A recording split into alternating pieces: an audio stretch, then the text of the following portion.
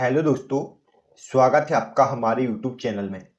आज हम बायोलॉजी में मोनेरा जगत के बारे में पढ़ेंगे। तो पूरी जानकारी के लिए पूरा वीडियो अवश्य देखें। तो चलिए शुरू करते हैं।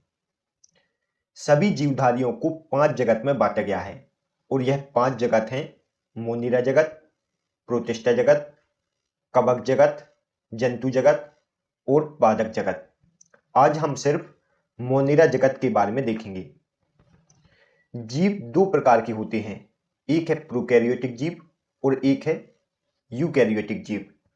प्रोकैरियोटिक जीव वह कहलाते हैं जिनकी कोशिका में केंद्रक झिल्ली अनुपस्थित होती है और यूकैरियोटिक जीव वह कहलाते हैं जिनकी कोशिका में केंद्रक झिल्ली उपस्थित होती है।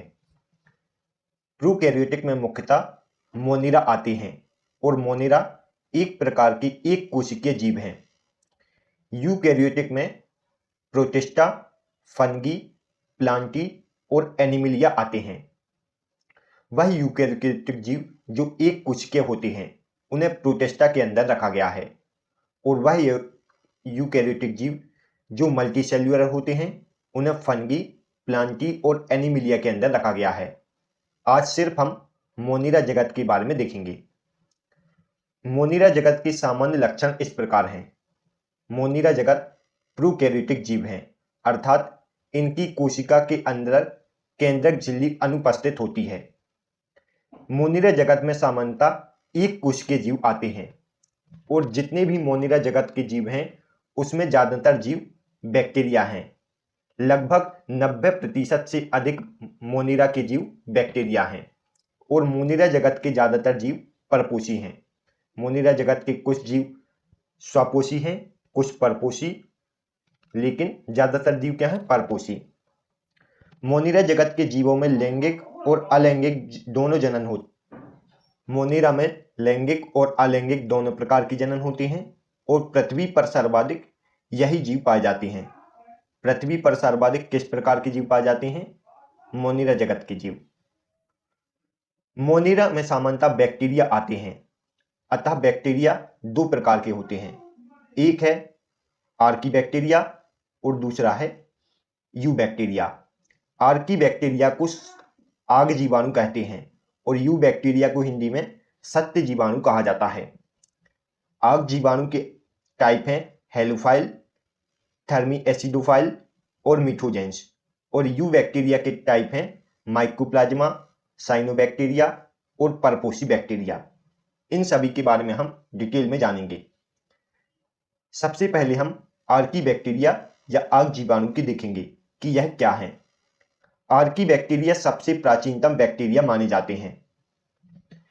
इनका अन्य नाम प्राचीनतम जीवित जीवाश्मी है। आग बैक्टीरिया को प्राचीनतम जीवित जीवाश्मी कहा जाता है और यह जीव पृथ्वी पर सबसे पहले आए थे। जब पृथ्वी का निर्माण हो रहा था तो सबसे पहले कौन से जीव आए थे? Archie bacteria. और इन बैक्टीरिया की कोशिका भित्ति प्रोटीन की बनी होती है। आर्की बैक्टीरिया की कोशिका भित्ति किससे बनी होती है? प्रोटीन की। लेकिन जो यू बैक्टीरिया हैं इनकी कोशिका भित्ति पेप्टोग्लाइकेन से बनी होती है। यह फैक्ट आपको याद रखना है। अभी हमने देखा था कि आर्की बैक्टीरिया के अंतर्गत मिथोजेंस, हेलोफाइल्स और थर्मी एसिडोफाइल्स आते हैं। मिथोजेंस सामान्यतः दलदली क्षेत्र में पाए जाते हैं, हेलोफाइल्स लवणीय क्षेत्र में पाए जाते हैं और थर्मी एसिडोफाइल्स गर्म झरनों में पाए जाते हैं। यह सभी पॉइंट आपको याद रखने हैं। मिथोजेंस मुख्यतः रूमिनेंट पशुओं की आंत में भी पाए जाते हैं। मिथोजेंस जो जीवाणु हैं यह मुख्यतः रूमिनेंट पशुओं की आंत में पाए जाते हैं और यह मीथेन गैस का उत्पादन करते हैं। कौन से बैक्टीरिया मीथेन गैस का उत्पादन करते हैं? मिथोजेंस आग जीवाणु। यह सभी फैक्ट आपको आग जीवाणु के बारे में याद रखना है। अब हम सत्य जीवाणु के बारे में देखेंगे।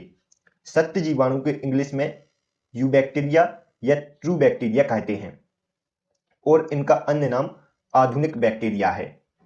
सत्य जीवाणु के अंतर्गत माइकोप्लाज्मा, साइनोबैक्टीरिया और परपोषी बैक्टीरिया आते हैं। इन तीनों के बारे में डिटेल से हम आगे जानेंगे।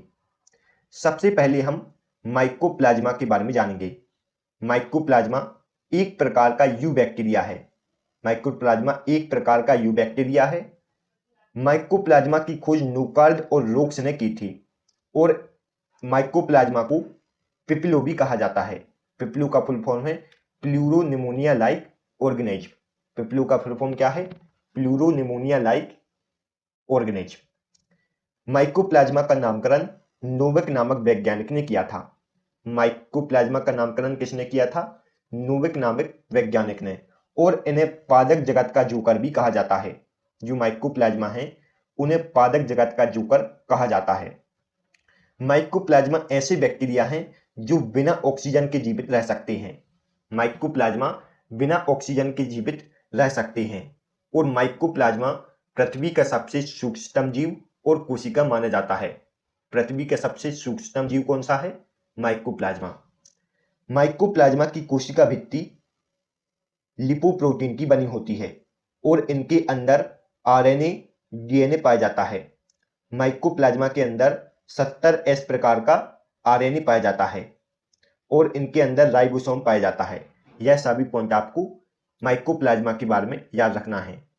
माइकोप्लाज्मा ऐसा ट्रू बैक्टीरिया है जिसकी कोशिका भित्ति, कोशिका झिल्ली लिपोप्रोटीन की बनी होती है और माइकोप्लाज्मा के बाहर कोशिका भित्ति नहीं होती।